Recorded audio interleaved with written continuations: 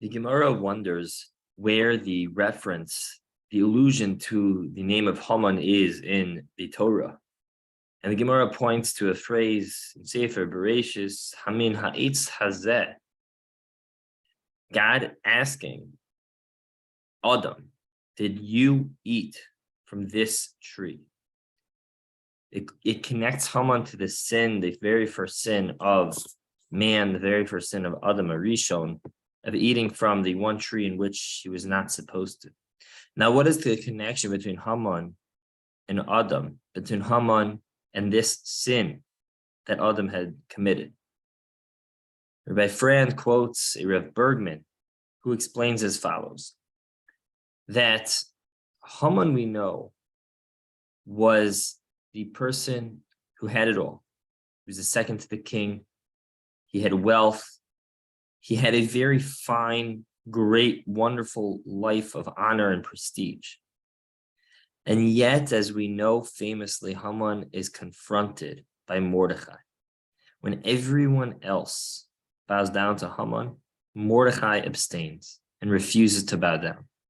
And Haman goes home to his wife and his children, and what does he tell them? He tells them,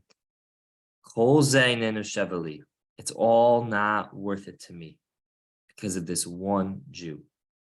And Haman had everything, everyone bowing down to him, but there was one person refusing. And that one person made it all not worth it. That echoes what happened at the Chet of Adam Arishon, that Adam had everything. He was able to benefit from everything in Gan Eden, except for one tree. And he couldn't resist that. That there was this underlying theme here, the connection of having so much and yet missing a little and not being satisfied, which of course was also the midah of Esav.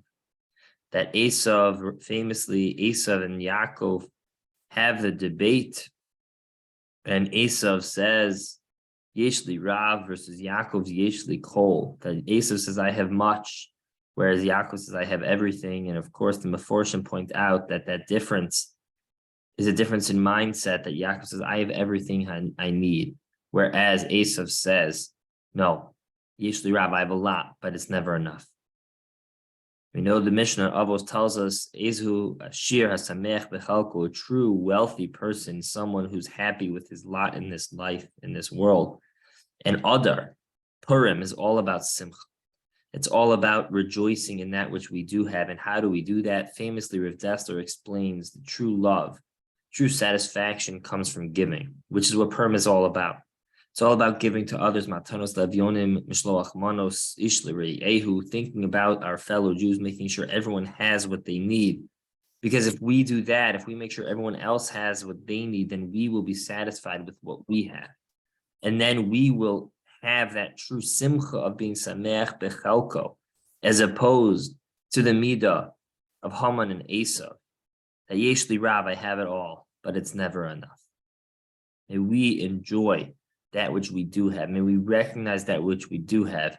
May we all truly be sameach bechalko, so that this Purim we can experience the truest simcha.